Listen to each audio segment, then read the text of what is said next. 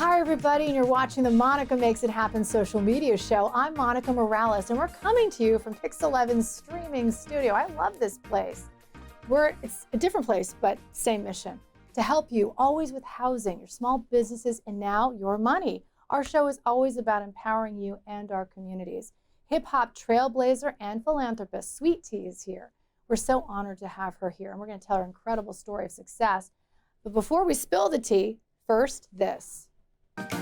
Monica Makes It Happen is proudly supported by Goya. If it's Goya, it has to be good. She's the queen of hip hop from Hollis, Queens, and she broke through barriers and became a superstar. She's known for hit songs like It's My Beat and her studio album, It's Tea Time. We love her so much. Sweet Tea's here. And it's because of community champions like you that I keep wanting to tell these stories. You have such an incredible story. Hollis, Queens, did you ever think you were going to rise to such superstardom? No. No? No, I didn't know. Rapping was just like, it was work, but it was fun.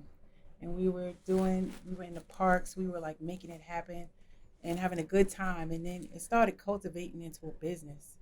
And so the next step was I had to get a record deal. So I got with Herbie Azar. Legend. Legend. Yeah. You know, so I was with the Idol Makers Camp, Salt and Pepper, Kid and Play, Kwame, Dana Dane, and myself. And it was incredible. It was incredible. I see a show happening here. Monica Makes It Happen. It's Tea Time. Tea Time. You know what I love about you is you're so humble. When I met you, we were in the crowd and everyone was trying to get to you. And I got her cell number, okay? I got her cell number. That's the trick. I find like pro tip, get someone's cell, no matter how big they are. You know how many cell phones I have right now. But you get their cell number and you get the stars themselves, and then you become friends. And I feel like your friendship for me has been so inspiring because you not only are a hip hop legend and you know everybody. Yeah, I mean the name dropping is crazy, but you're a businesswoman too. And I feel like that's what I want to promote, is that you have to be a businesswoman. You have to know your business. How did you make it through such a Shark Tank, such a brutal music industry back then? I'm going to tell you the anchor to me was the people that I had around me. Were my friends, were the people, my family, the people that loved me, believed in my projects, and no matter what, made it happen. Made it happen with me. You have to have good people around you. Well, I mean, you had good people, but it still must have been brutal to break through. It was. I'm not going to say brutal. I'm going to say it was just a lot of work. It was a lot of work. And because I think that I was blessed only because being with Herbie, he had already had a groundbreaking girl group. So like the female, like everything girls needed, we got, because he was just groundbreaking with the girls, having a girl group. So it was a lot of work. You had to move, you had to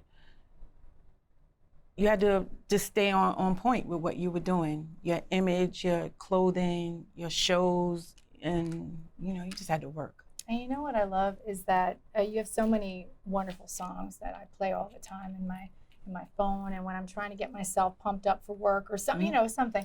But it's really your community work that I wanted to have you on the show about. We're going to delve more into our podcast about it, but you are now really helping people with addiction get second chances. Yes. How did you go from superstar, MC, one of the first legends, women in hip hop, to then addiction specialist, helping people who are really, down? I mean, they are in this dark place and you're bringing them back up. How did that happen? Well, there was a point in hip hop when there some changes were happening, and some of the older school artists, like a lot of us, we weren't working at one point.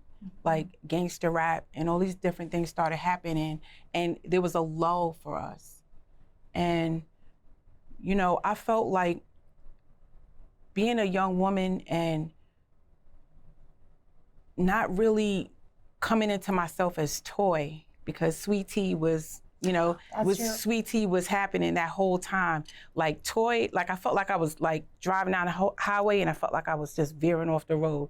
And Toy just had to like snatch the wheel and say, hey, we can do other things, you know?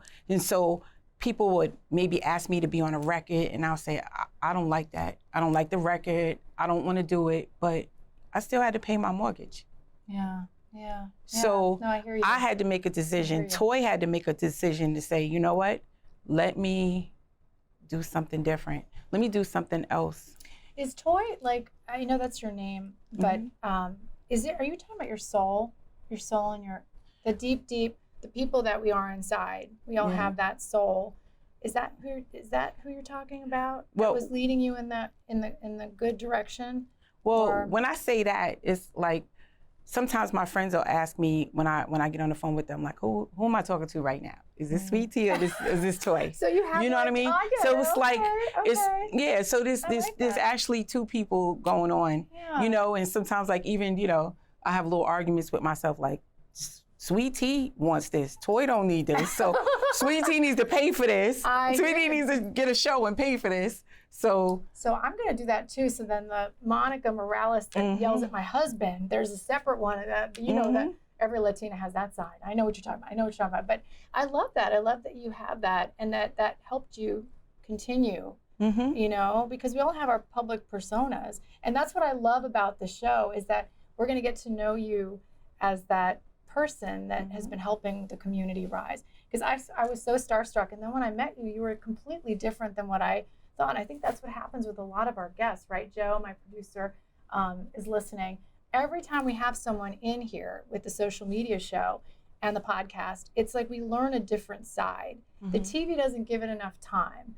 But with you, Sweet Tea, it was about you as the person. You were just so warm and in the community. And I don't think most people know what you're doing and see the big impact that you're doing. So that's why I can't wait for you to watch my podcast. You're going to be number 4. Can you believe it? We just started it a few weeks ago and it was so much fun.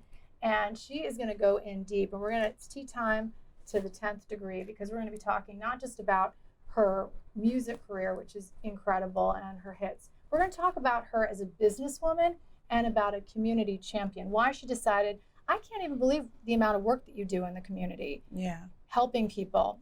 I mean, she's created this whole other profession for herself that we would have never thought. I would have never thought when I saw you, because you are Sweet Tea, you know, and you have this aura about you. So anyway, very humble. And so I can't wait to share that with you. That is going to be our next episode. I hope you're watching our podcast. It's Monica Makes Money Happen. And we're going to have new episodes, of course, available to watch Friday mornings on Pix 11's YouTube channel.